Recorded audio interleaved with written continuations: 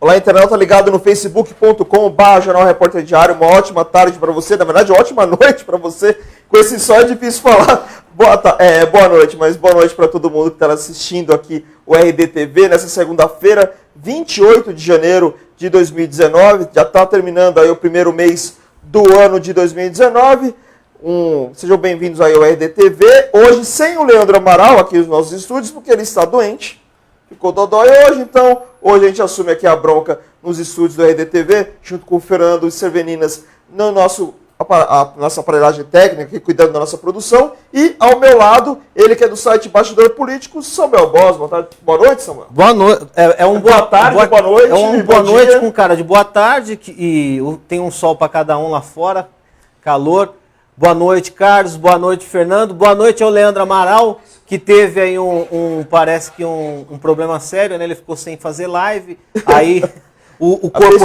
abstinência da nisso. Ele teve que tomar um pouquinho de soro, fez uma live, mandou para nós e já está se recuperando. Exatamente. E lógico, não é só a gente que vai fazer o RDTV, você faz através da caixa de comentários desta live. Então participe, mande suas perguntas, mande suas opiniões sobre os temas que nós vamos falar hoje aqui no RDTV. Não tem como a gente começar com outro assunto que não seja a questão de Brumadinho, né, o que está acontecendo lá em Minas Gerais.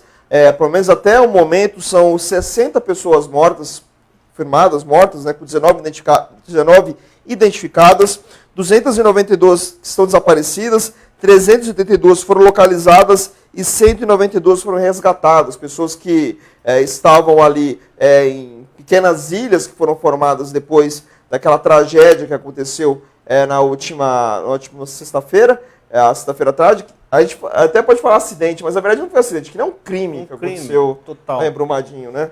E durante o fim de semana, lógico, além de todas as informações, todo mundo ligado ao que estava acontecendo lá em Brumadinho, teve muita movimentação aqui na região em relação a doações. Até pedi para o Fernando colocar no ar algumas fotos que o pessoal de São Caetano mandou para a gente, da Prefeitura de São Caetano, em relação às doações que chegaram nesse final de semana. Muita gente ajudou, isso em pouco tempo, porque o início das doações foram anunciadas na noite de sábado e no domingo o pessoal já se movimentou. Foram 5 mil peças de roupa, 500 quilos de alimentos e produtos de limpeza e higiene, 320 litros de água potável, 2 colchões, 300 fraldas infantis e 16 quilos de ração animal. Lembrando que tem muitos animais ali, não só cachorros e gatos, os animais domésticos, mas animais de fazenda, vacas, cavalos e tudo mais, que também foram atingidos com essa lama, que na verdade não é uma lama, são os dejetos da mineração ali do Vale do Rio Doce, né, da empresa Vale do Rio Doce.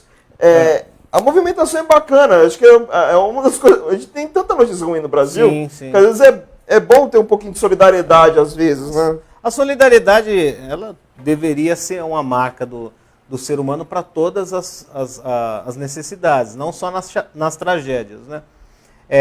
Pelo que informou hoje o jornal O Globo, os próprios bombeiros da cidade já disseram que eles vão receber só até quinta, que senão eles não têm como armazenar, porque como o Brasil todo está fazendo essa movimentação, sim, ajudando, está chegando muita coisa e às vezes vai ser desnecessário, então eles vão até quinta-feira, parece que receber, a partir de quinta-feira eles estocam, ver o que vai precisar para dar uma pausa nessa questão das doações, né? Todas as cidades acho que fizeram, né? São Caetano, São Bernardo, Santo André com Fundo de Solidariedade, Diadema fez, mas logo depois suspendeu por causa disso. Eles conversaram novamente com o pessoal lá em Brumadinho, e eles receberam informação que deram tanta ajuda, tanta ajuda que eles suspenderam em Diadema as doações. Aí, lógico, se precisar, porque a gente acha que isso vai durar por muito tempo, né? Se precisar, volta as doações, só para não ter aquela desorganização que até aconteceu em Mariana, há 3 anos atrás, que houve tanta doação que aconteceu uma série de problemas. Doações que não chegaram,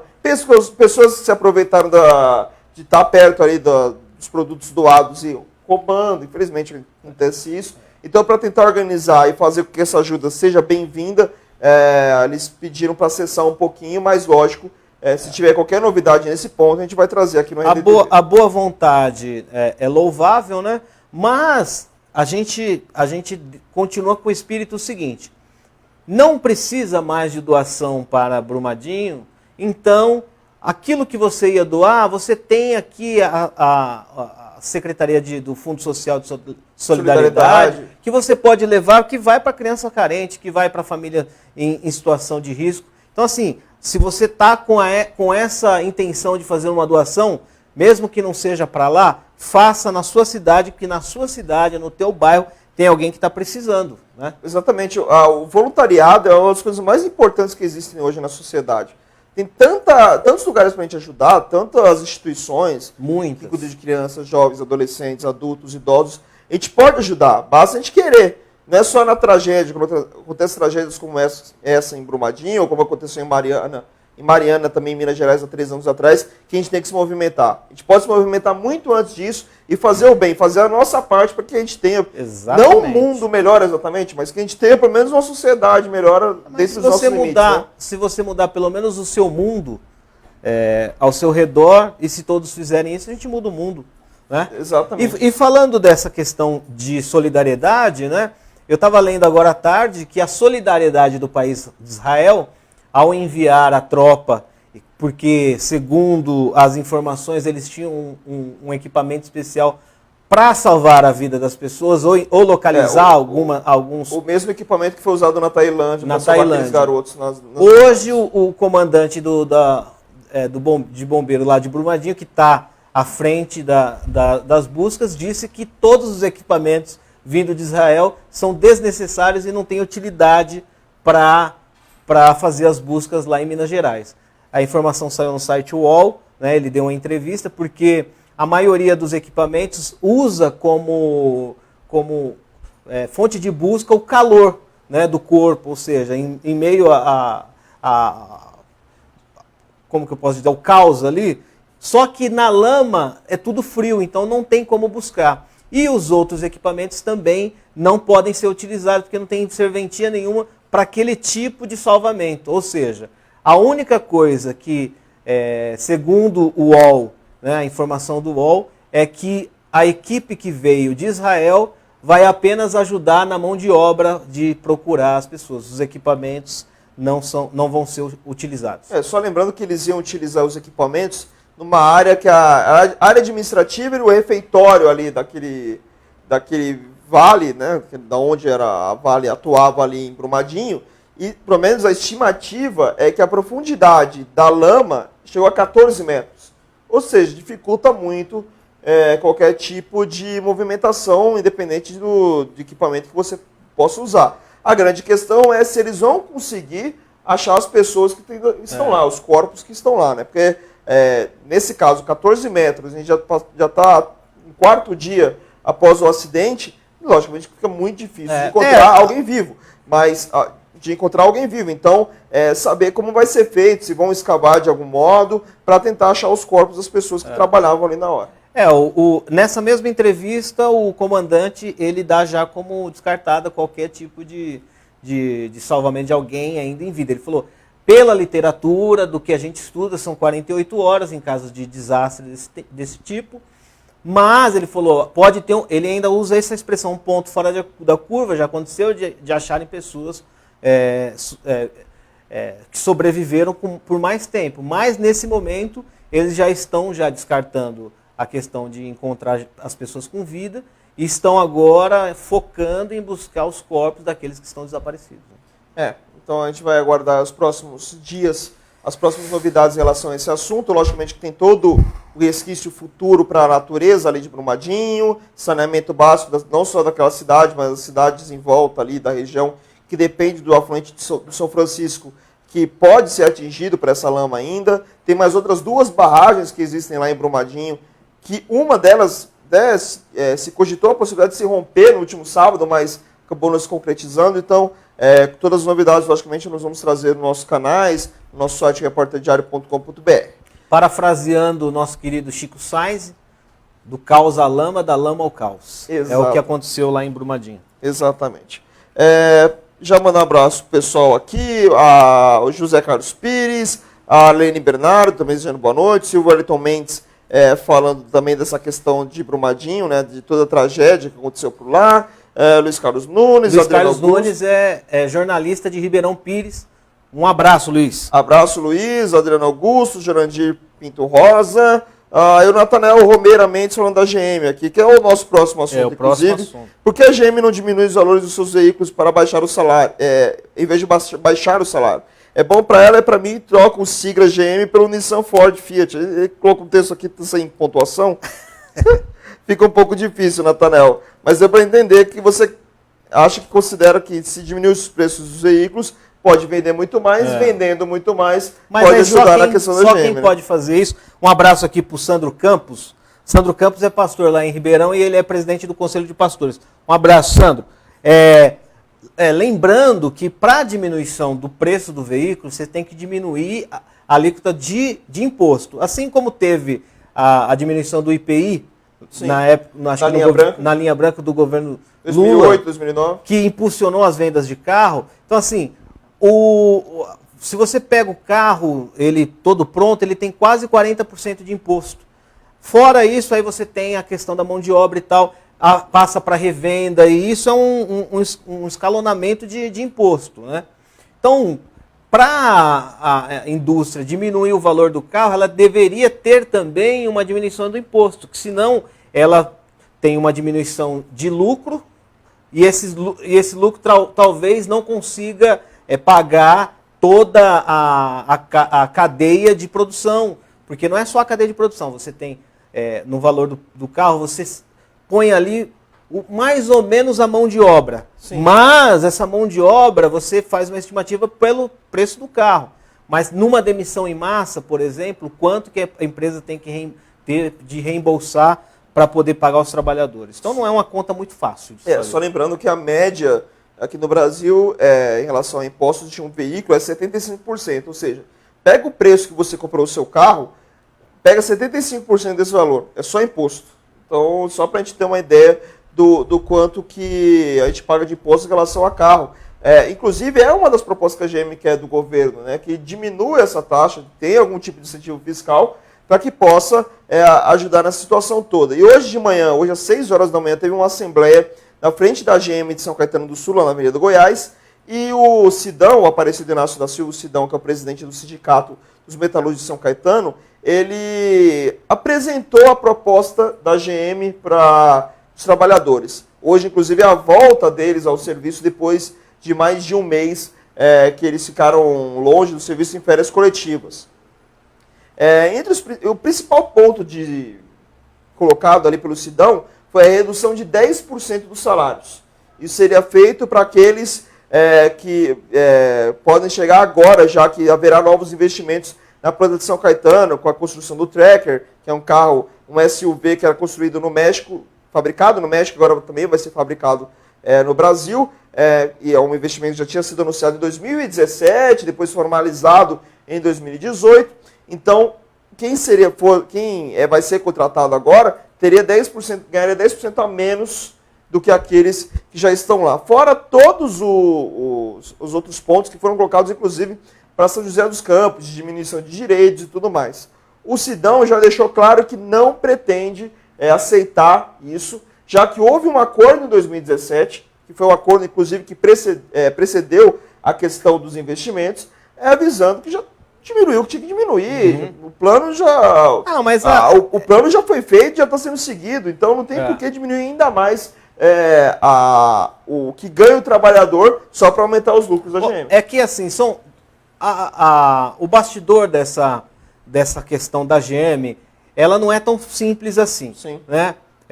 A GM, ela paga um imposto alto, obviamente. Aí, óbvio que o trabalhador e o sindicato sempre vão falar dos direitos, da lucratividade, que é a empresa multinacional. Só que assim, existem dois tipos de sindicatos de metalúrgicos ligados aí à GM. O de São Caetano, que o presidente é o Sidão, e o outro que é de São José dos Campos. O sindicato de São José dos Campos é de uma ala mais radical da esquerda, na qual sempre estão ali, de uma certa forma, lutando por direitos, aquela coisa, pegando no pé da empresa.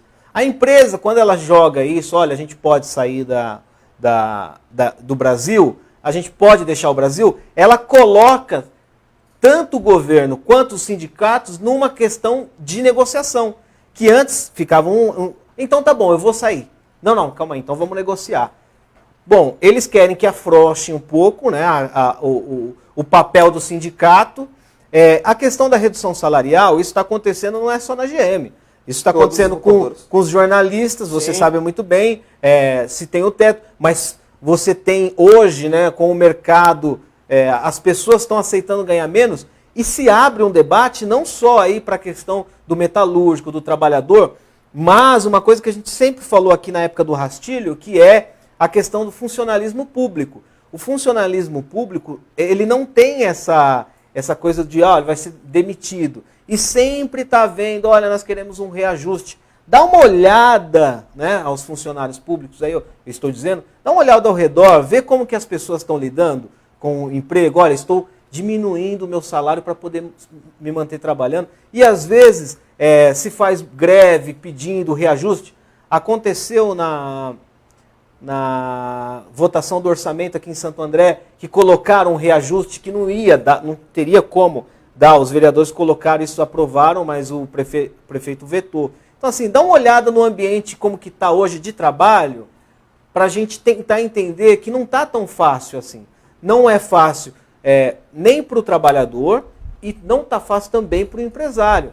Porque o trabalhador às vezes esquece qual é o custo de um funcionário. Eu tive jornal certa vez em Ribeirão Pires, a gente foi tentar fazer uma contratação, a gente ia pagar 2. Porque você tem tantas coisas, então é o problema da burocracia brasileira.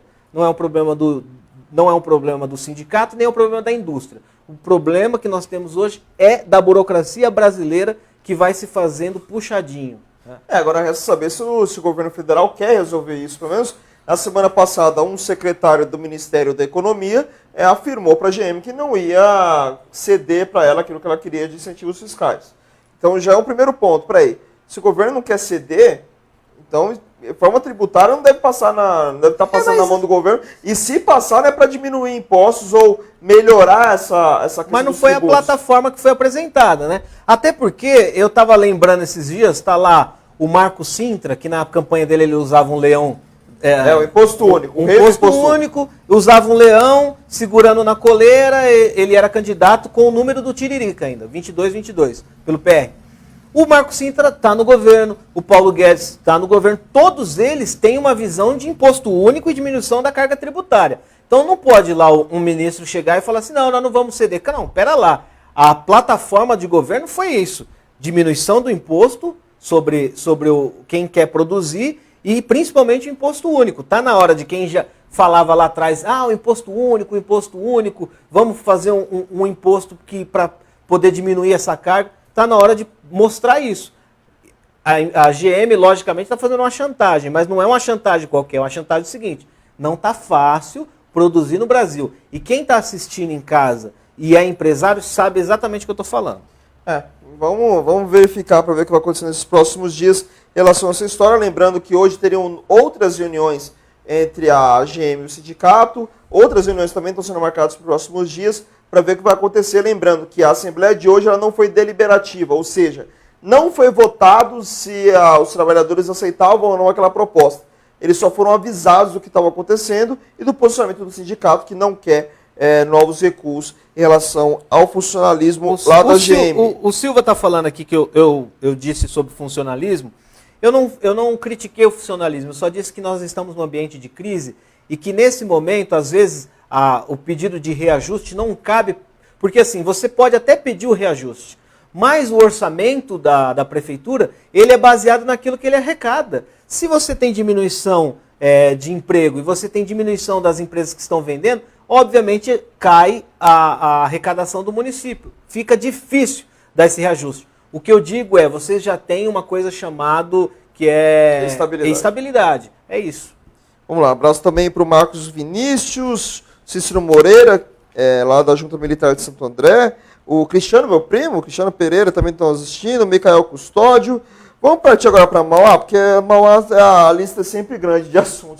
Mauá é maravilhoso, né? Mauá está em todos os noticiários. Vamos começar de uma coisa que é fora da novela política exatamente de Mauá. A gente vai falar mais da questão de saúde. Todo mundo sabe das eternas reclamações que existem em relação ao hospital de clínicas Dr. Radamés Nardini. E quem reclamou dessa vez foi o ex-prefeito Diniz Lopes, né? Ele sofreu um acidente no último final de semana. Até pedi para o Fernando colocar as imagens que o Diniz... Põe as imagens aí, Fernando. As imagens do Diniz que fez um vídeo, né, para a internet. Aí, que ele caiu de altura de 3 metros. Ele até fala de forma imprudente, foi arrumar o teto do bar dele, né? E acabou caindo. Foi atendido prontamente no hospital Dr. Radamés Nardini, mas na hora de fazer a tomografia, teve que ser levado para Diadema. Ou seja, teve que andar basicamente 30 quilômetros de Mauá até Diadema, no Hospital Serraria, que é o hospital do estado, para fazer a tomografia. Ele fez em 15 minutos. Foi atendido muito rápido em Diadema. E aí ele reclamou que como uma cidade que tem um hospital tão importante, que não é importante só para Mauá, né? É importante ali para aquela micro-região Mauá, Ribeirão Pires e Rio Grande da Serra, e que não consegue ter uma tomografia para atender os... Não, na verdade não é a tomografia. Na verdade, o que ele faz ele faz referência à tomografia no final. Não, ele fez a tomografia e aí ele diz, o Diniz Lopes trouxe a tomografia quando foi prefeito. Aí ele reclama que não tem o profissional, que é o cirurgião, o neurocirurgião, para pegar a tomografia e analisar e fazer o laudo. Então ele teve que andar até Diadema. Teve que ser levado de ambulância. Para que um médico lá fizesse o laudo, atestando se ele ia precisar ou não de uma cirurgia, né? E o mais maluco é porque hoje, vendo os atos oficiais lá de Mauá, você tem uma série de nomeações de funcionários comissionados, e inclusive médicos e tudo mais, e mesmo assim ainda falta gente na cidade para fazer o serviço, né? Então, vê como é a situação política, essa novela política que nós acompanhamos já há muito tempo, acaba causando na vida das pessoas mal. O pessoal tá brincando aqui. O Diniz, quero que a gente faz votos para que se recupere. Ele tá parecendo o Balrog no Street Fighter depois que acaba a luta. Exatamente. Um abraço ao Micael Custódio. Olha, a questão de Mauá, eu moro em Mauá e também utilizo o sistema público de saúde. Eu não tenho muito o que reclamar. Assim, as pessoas reclamam às vezes da demora. Todas as vezes que eu necessitei de atendimento na rede municipal de Mauá, eu fui bem atendido. Seja na UPA, e já fiz uma cirurgia no Nardini há uns tempos atrás, e fui muito bem atendido. Obviamente que o sistema público de saúde, gente, não dá pra gente reclamar tanto, porque assim, é gratuito para todos. É gratuito para todos. Então, independente se eu sou rico, pobre, negro, moro em Alphaville, eu moro na favela. Eu caí de moto no meio da rua, me levam para um hospital público. E lá você vai ter um atendimento, e lá você vai ter toda a cirurgia vai ser paga, você não paga R$1 se sair de lá. Obviamente que pode melhorar. Você vê em locais que você fala, meu Deus, poderia dar um atendimento melhor. Porém, enxugar gelo. Os prefeitos sabem disso. Os prefeitos... não é só enxugar gelo, né? Eu vejo o problema da saúde do Brasil tem 3 pontos. A gente tem poucos profissionais na rede pública, que a gente poderia ter para atender todo mundo. Nós temos poucos equipamentos e não há logística entre os equipamentos. Ou seja, os equipamentos municipais não se conversam muitas vezes. Então, por exemplo, você é obrigado a ter hospitais basicamente de porta aberta, como é o caso do Piraporém em Diadema, que atende não só Diadema, mas as demais cidades da região e o extremo sul de São Paulo. E que não conversa direito com o BS, com o pronto-socorro, tudo mais. E, além disso, os equipamentos municipais não conversam com os equipamentos do Estado. Porque quem já tentou ter vaga em hospital, tanto no Mário Covas quanto no Serraria, sabe da dificuldade que é. É uma dificuldade. Mas... Então, logística, falta de investimento, falta de contratação. O problema é muito claro, a solução é muito fácil. Mas também tem a parte administrativa que não se faz para melhorar a situação. O sistema é complexo, né? Primeiro, você tem problema de pessoal, porque as pessoas que estão no atendimento, elas te dão um atendimento ali, né? A pessoa que já te faz a triagem. O problema é o seguinte, nós temos no Brasil, e muitas cidades sofrem disso, que são os médicos. Como a mão de obra é escassa, tem médico que faz dupla jornada. Então, às vezes você vai lá, esperando que o médico está atendendo, ele está atendendo em outro local. Né? E aí tentam se fazer, Ribeirão Pires tentou fazer isso, colocar o ponto, né, com ponto digital. Ponto digital, eles fizeram greve. Falou, a gente não vai atender. Aí um médico faz greve, como que você faz? Porque aí o povo fica sem atendimento. Então, são tantos problemas na saúde, obviamente que a gente tem como melhorar. Eu acho que Santo André tá fazendo agora a rede interligada, né? São Caetano já tem isso. Agora, rede informatizada. Informatizada, Você tem tudo ali pelo computador, então você vai em qualquer equipamento, você sabe o que foi prescrito, o que aquela pessoa já teve. Se você que fica manguaçando e no domingo e não quer ir trabalhar na segunda-feira, o cara já sabe que você gosta de dar um migué. Então, assim, são muitos problemas e não é fácil alguém falar que vai resolver o problema da saúde no Brasil, porque não vai. É fácil, não é, mas dá para organizar, para pensar isso a longo prazo, né? Tanto o Nardini agora, a grande questão do Nardini é a promessa que existe, a promessa ou a tentativa de promessa, porque eu acho que é mais tentativa de promessa, de tentar estadualizar o Nardini, se fosse um terceiro hospital para a microrregião. O Dória reprometeu a promessa. Exatamente. Só que a gente não sabe o que vai acontecer. Além disso, tem a TAC, que ainda tem que ser assinada entre o Ministério Público, a Fundação do ABC e a Prefeitura. A gente não sabe se isso vai ser assinado antes ou depois de resolver todo o embrólio político, do impeachment do Átila e tudo mais. Porque hoje a prefeita interina é difícil conversar com alguém que você não sabe se vai ser prefeito amanhã. Não, na verdade, Mauá vive hoje um problema tão sério que a gente não sabe nem com quem falar. A gente não sabe nem quem manda.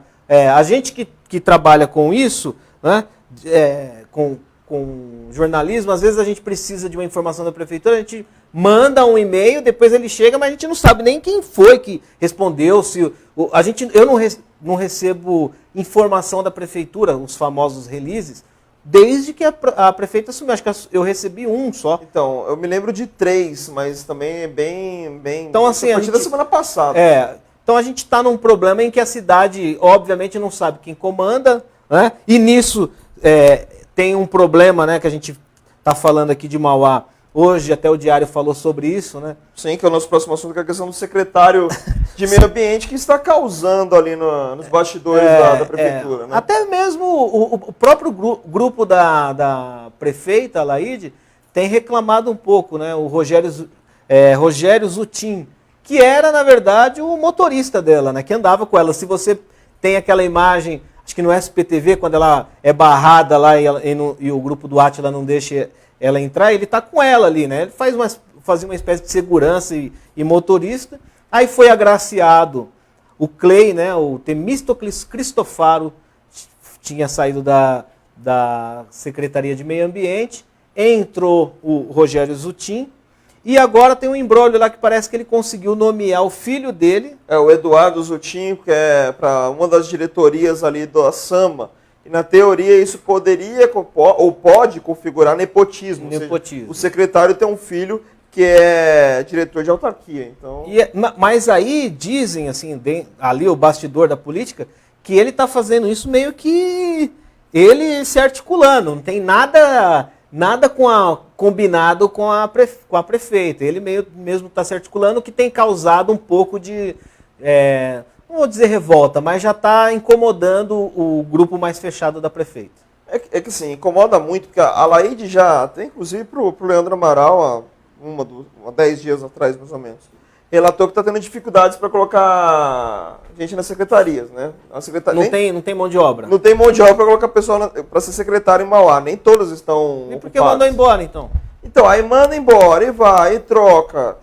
Só vai aumentando o problema. Mas na hora que consegue nomear alguém, acontece alguma coisa que pode, no futuro, impedir ou pode causar algum tipo de processo. Então... na verdade, a Laide está sofrendo agora com essa questão de mão de obra, o que é natural, porque a cidade de Mauá já está se passando a risco e está criando os grupos.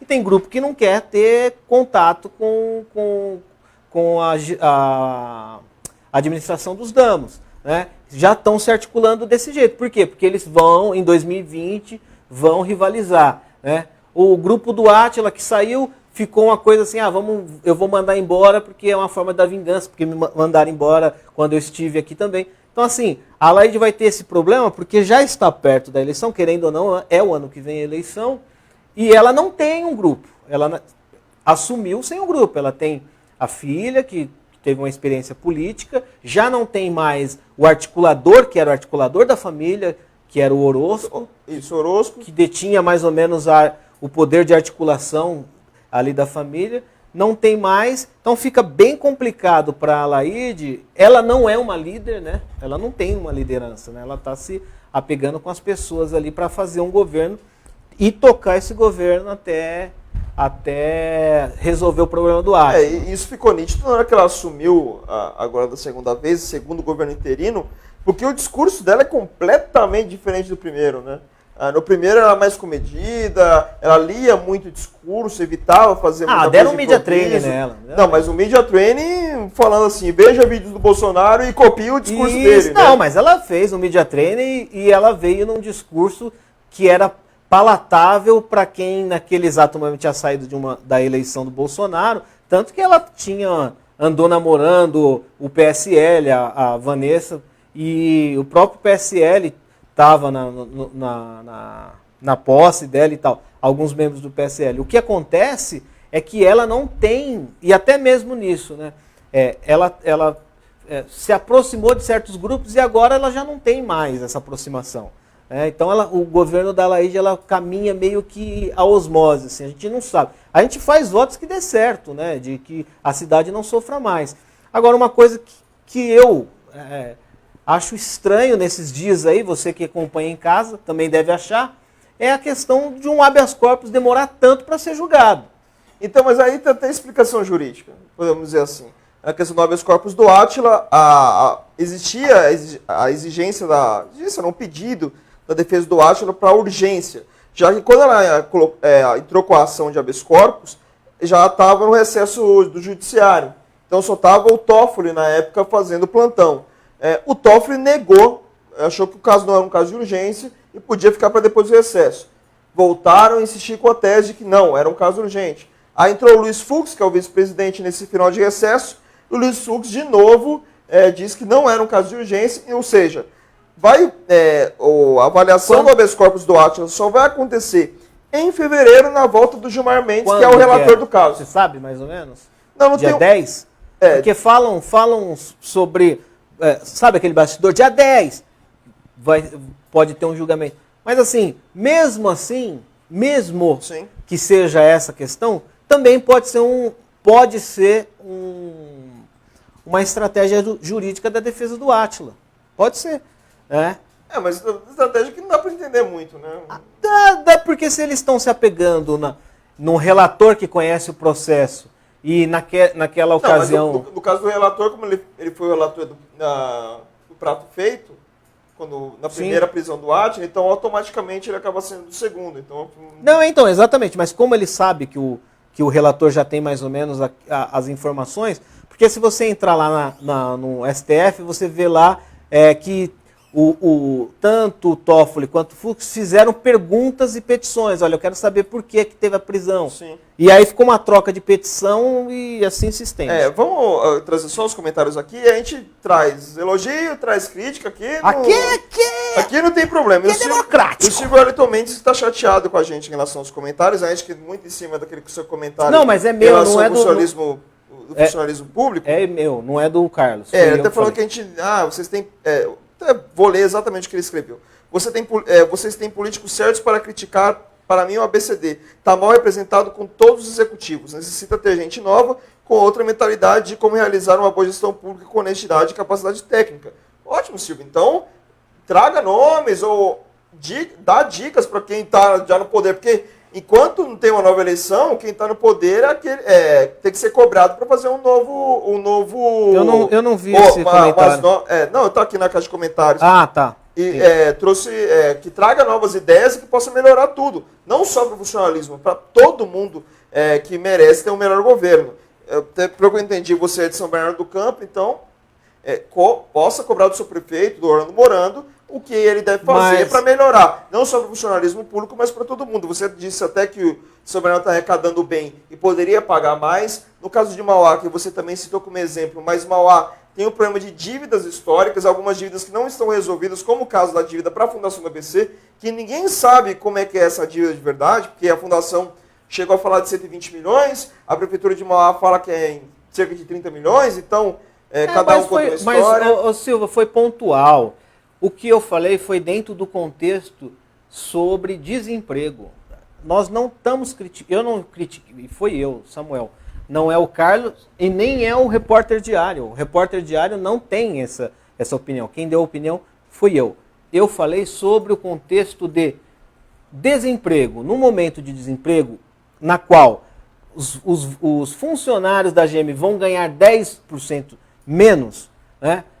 Para se olhar e ver, poxa, tem uma estabilidade, então eu posso segurar. É isso que eu disse. E segue o jogo. Vamos lá. O Miro Mota, que perguntou se o Leandro estava de folga. Não, o Leandro ele está doente. Ele ficou doente hoje. Esperamos que ele volte amanhã. Como diz o Samuel, deve ter ficado com abstinência de live. Abstinência de live, não fez muita live nesse fim de semana, mas o Leandro tá se recuperando, fica tranquilo. Esperamos que ele esteja amanhã às 19 horas aqui na EDTV. E o Miro Mota também lembra da promessa do Dória em relação à descentralização dos remédios de alto custo, né? Hoje só são distribuídos lá no Hospital Mário Covas. Sim. Existe uma promessa, que na verdade não é uma promessa do Dória, na verdade foi um anúncio do Alckmin em março do ano passado, ainda quando ele estava no governo, de que haveria essa descentralização. Não ocorreu, todo mundo esperava que ocorresse durante a gestão do Márcio França, também não ocorreu. E o que a gente aguarda, porque tem uma visita do Dória programada para fevereiro em São Bernardo novamente, e a pauta é saúde. Então, espera que o anúncio seja esse. Um dos anúncios seja esse, a descentralização dos remédios de alto custo. Dória... A gente sabe que é o principal problema aqui da saúde do ABC em relação ao Estado. O Dória prometeu muito aqui para o ABC. Ele fez promessas que a gente precisa, como imprensa, sempre lembrar. Ele prometeu ver o caso da estadualização do Nardini, fez até um vídeo na frente do Nardini. Sim. Ele prometeu tirar, eu estou dando risada porque é a novela do metrô do ABC. A lenda do metrô do ABC. A lenda do metrô do ABC. A lenda da linha de... O Dória prometeu a promessa que estava prometido, desprometido e já tinha até morrido. Sim. Porque falou, não vai ter metrô no ABC, esquece. Vamos... Aí os caras tentaram falar, vamos fazer um bondinho, vamos fazer um VLT, igual tem monotrilho. Monotrilho. E o Dória prometeu também uma questão que nós temos aqui do ABC na Secretaria de Habitação, que é um cheque, ao invés de você morar numa casa, numa habitação popular, ele te dá um cheque no valor de R$80 mil e você comprou a casa. Que foi prometido isso para os moradores do ABC. Tem vídeo dele, inclusive, falando desse cheque no valor de R$80 mil. Eu não sei quem consegue comprar uma casa com R$80 mil, mas... vou dizer que acho, né? Também tem a questão do AMI em Diadema, no lugar do Quarteirão da Saúde, mais investimentos no turismo em Ribeirão Pires, também tem os problemas em relação à Sabesp, envolvendo Santo André e Mauá, das dívidas que as cidades têm com a Sabesp, também a questão de Rio Grande da Serra com o royalty da água. Então tudo isso vai ser cobrado do Dória nesse tempo que ele estiver no governo. A gente fala tempo porque hoje muitos acreditam que ele vai sair antes para ser candidato a presidente da República em 2020. Ele já está fazendo campanha para ser presidente, vai continuar nessa linha de ficar batendo no PT, no antipetismo e tal, mas eu acho que o Dória, além dessas coisas, tem que lembrar que agora, toda a promessa que ele fez para o ABC, ele já tirou de Ribeirão Pires uma verba que iria fazer lá um parque linear. Né? Então, assim, um dos primeiros atos dele já foi cancelar alguns convênios que seriam importantes para a nossa região. Espero que voltem rápido esses convênios. Né? O Wendel Santana, um abraço para você. Vivian Gigi, o Davidson Rodrigues não responde pelo PSL. Isso precisa ser divulgado, pois o mesmo continuou usando o nome do PSL Mauá. O grupo nunca existiu oficialmente. Vivian, até a gente trouxe isso há 2 semanas atrás em relação ao PSL de Mauá. a princípio parece que o Davidson oficialmente é o secretário-geral, o presidente ainda é o presidente anterior, mas isso não foi resolvido, o presidente anterior já está em outro partido.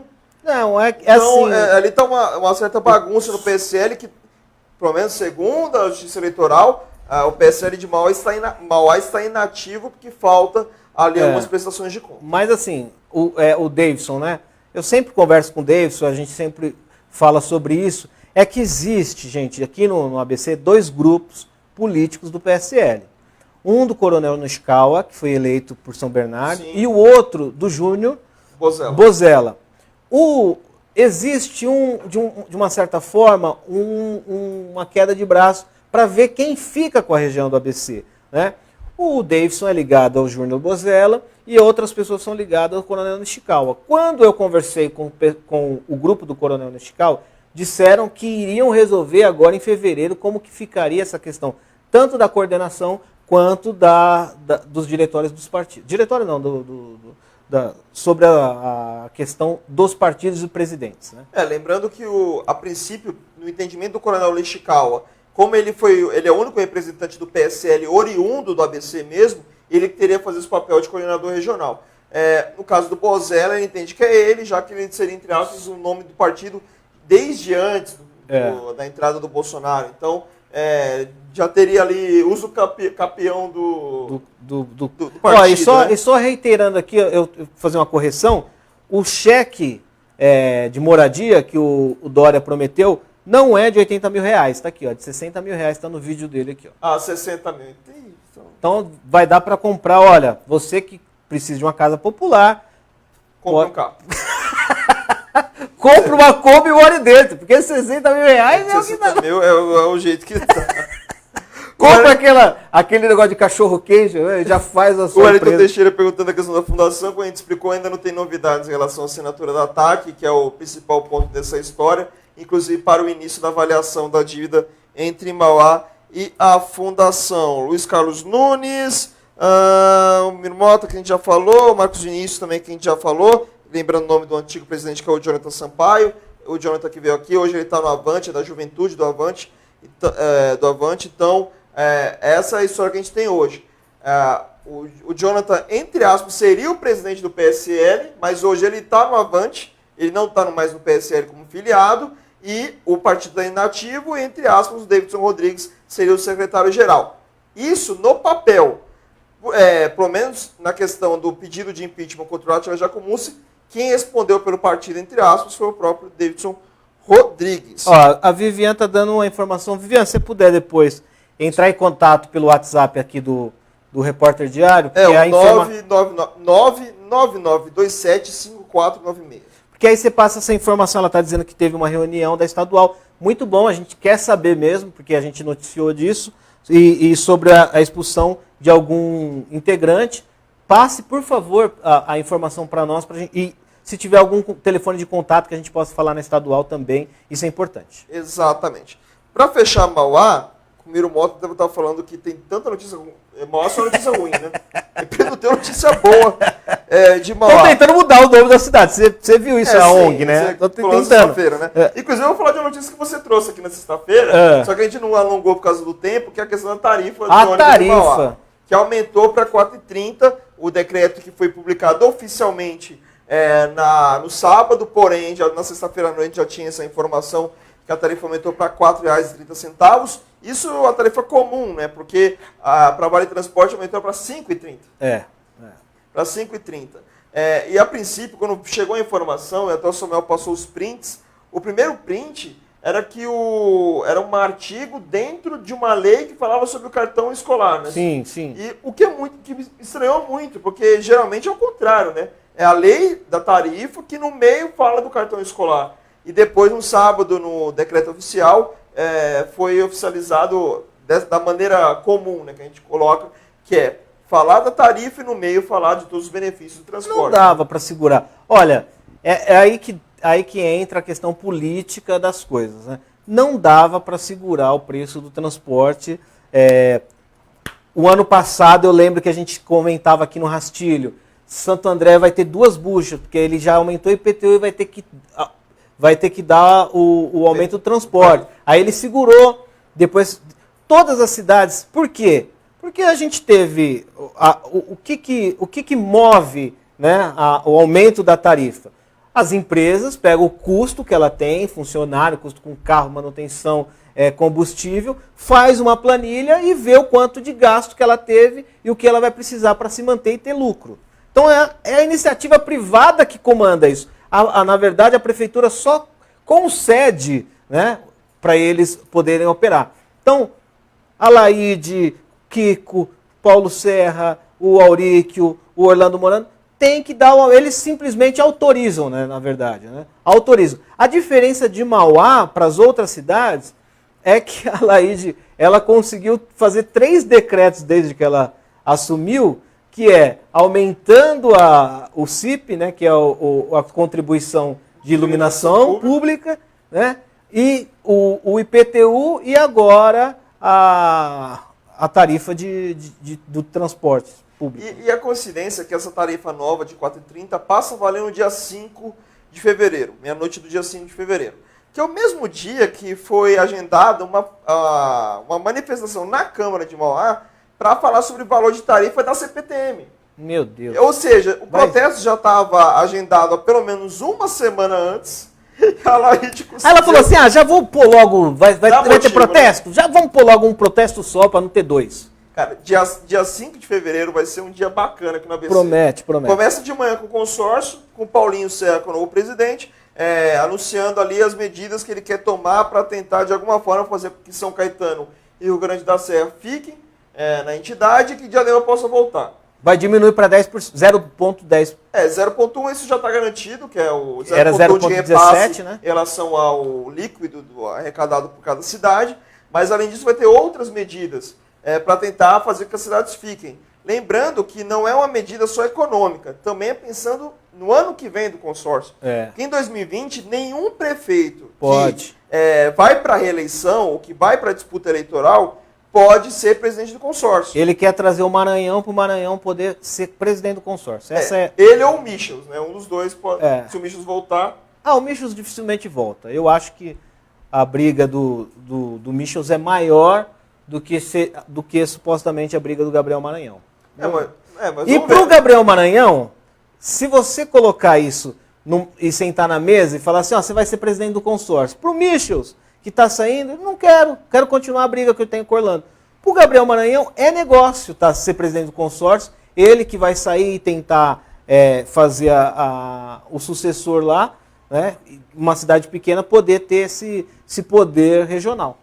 Isso aí. E o Silvio Wellington Mendes continua a sequência de críticas aqui entre a gente. Dizendo que a gente fala bem de alguns, escolhe os servidores. Mas fala um aí que a gente fala mal, a gente fala mal todo mundo. Fala mal, fala bem, quando merece fala bem, quando merece fala mal. Mas a grande questão do servidor público não é o... Foi eu que falei, Silvio. É ele, o Samuel. Foi eu que falei, foi eu. Não foi o Carlos nem o RD, foi eu. Pronto, ele tá aqui como convidado. Então, se você discorda dele, ótimo, é bom ter discordância. A democracia é para isso. Depois a gente toma um café junto. Pronto, tá explicado. E para encerrar aqui a nossa edição de hoje, é uma notícia muito triste aí do último final de semana, que foi a morte do Zé do Norte, que é um ex-vereador lá de Diadema. Ele tinha 73 anos, ele já estava doente há um bom tempo, foi vereador de 5 mandatos lá em Diadema, um vereador muito conhecido na cidade, inclusive, depois que ficou muito doente em 2012, emplacou o filho dele, que é o Josa Queiroz, hoje um vereador muito combativo na cidade. O Zé do Norte morreu no último final de semana, teve AVC, teve uma série de problemas aí nos últimos tempos. Vira e mexe, ele ia na Câmara, mas já ia com muita dificuldade para visitar o filho durante as sessões. Então fica aí nossa força para toda a família do Zé do Norte lá em Diadema, Qual político partido? Histórico, PT. Do PT. Ele é daquela linha do PT do início mesmo do partido e tal, o PT ideológico e tudo mais, que muitos acreditam que hoje o grande problema do PT é não ser o PT ideológico dos anos 80 até parte dos anos 90. Mas assim, essa discussão do PT ideológico, quando o PT deixou de ser ideológico foi quando ganhou o poder, né? Porque se continuasse ideológico, ainda estaria naquela ala de ficar só batendo. E é só a última informação aqui sobre Brumadinho, a Vale acaba de se pronunciar e dizendo que vai doar para cada família 100 mil reais. As famílias envolvidas no desastre, 100 mil reais. É o preço que a Vale acha que vale uma vida. Lembrando que hoje à tarde um dos advogados da Vale chegou a pronunciar que ela não tinha nenhum tipo de responsabilidade sobre o que aconteceu em Brumadinho, que é uma responsabilidade do advogado falar isso. Depois a Vale emitiu nota dizendo que nenhum advogado tem autorização da empresa para falar em nome dela. Aí veio essa história dos 100 mil, lembrando que tem outros 11 bilhões que estão bloqueados. Mas os 100 mil não é uma indenização, é uma doação, ou seja, eles estão doando, depois as indenizações vão ser feitas e tal. Saiu caro, olha, vou dizer uma coisa, essa privatização da Vale saiu caro, cara. Não só saiu caro, mas saiu com crime, isso aí é um crime ambiental e um crime humano que aconteceu lá em Brumadinho, como já tinha acontecido em Mariana. Então, a gente está só repetindo as palavras que todo mundo disse há 3 anos atrás. Né? Só mudou o nome da cidade. O Marcos Vinícius dizendo que ele está falando da atuação da Laide, e a gente não está comentando aqui, que ele está criticando e tudo mais a questão da Laide, dizendo, vergonhosa a atuação da interina. Alertou o passe livre que o Donizete, acho que ele quis dizer que afetou. O passe livre que o Donizete Braga implantou em 2015. Uma vergonha era prejudicar os estudantes. Mostra que nem nós estamos livres do desgoverno. Assim, a bagunça de Mauá, Marcos Vinícius, vai atingir todo mundo. É estudante, quem não estuda mais, criança. Infelizmente, os problemas políticos na verdade, os problemas de politicagem atingindo a população. Né? A população tendo que pagar o pato dessa história toda. E o pior, a gente não sabe quando isso vai acabar, porque a gente não tem nem mesmo como projetar, por exemplo, a eleição de 2020. Não. Ou seja, não dá para projetar nem nos próximos 4 anos. A gente não sabe nem quem são os possíveis candidatos lá em Mauá. Agora, uma coisa que fique clara também em Mauá, né, gente? Fica agora esse grupo de divisão. O grupo do Átila de um lado, a Laide, eles ficam se degladiando, mas quem trouxe esse casamento foi eles mesmos. Né? A população que elegeu o Átila, elegeu a Laide, juntos. Agora, a população não tem que pagar a conta porque brigaram. Não é? Se brigou e agora a vida deles é se vingar um do outro e fazer grupo, mandar o outro embora tal. Eu não tenho nada a ver com isso, você não tem nada a ver com isso, porque na hora de fazer a aliança, fizeram. E apresentou para o povo, olha, essa é a melhor vice que tem, esse é o melhor prefeito que tem, deu o que deu, agora não, a gente não pode ser refém de uma briga de vocês. Né? Uma briga de poder que... De poder que não tem nada a ver com a população. Né? Agora... A população de Mauá, meu querido, assim, eu tenho certeza que ele vai entender. Põe a imagem do Diniz Lopes aí, por favor. Põe a imagem do Diniz Lopes. Vamos lá, vamos recuperar a imagem. A imagem do Diniz Lopes. Do Diniz Lopes. É isso, ó. A população de Mauá está assim. Entendeu? Tentando se recuperar de tanta mazela do povo. Tanta porrada. E o Diniz Lopes, eu sei que ele está entendendo o que eu estou falando aqui, usando o caso dele, não fazendo chacota dele, mas eu estou dizendo que a população de Mauá está nesse estado. A gente só tem apanhado nos últimos tempos. A gente só tem sido ferido lá por conta dessa questão da política. Né? Cada hora a gente aumenta a taxa de lixo, aumenta a taxa de água, aumenta a taxa de iluminação, aumentou o IPTU, agora aumenta a tarifa. Daqui a pouco, cara, é mais fácil morar no bairro do Jardim São Caetano do que morar no Zaira. Exatamente. Só para fechar aqui, o Silvio Aleto também comentando sobre o Brumadinho, que está todo mundo tentando empurrar o caso um para o outro. O caso de Brumadinho, para mim, é emblemático, é o seguinte, tinha um relatório técnico, o governo federal tinha acesso, dizendo que o local precisava parar com o trabalho ali, porque ia romper a barragem. Os técnicos do governo federal apontaram o erro, e ninguém fez nada, ou seja, imprudência. Lógico que todo mundo quer procurar culpado, a Vale é culpada? É culpada, porque a dona do local que estava trabalhando ali.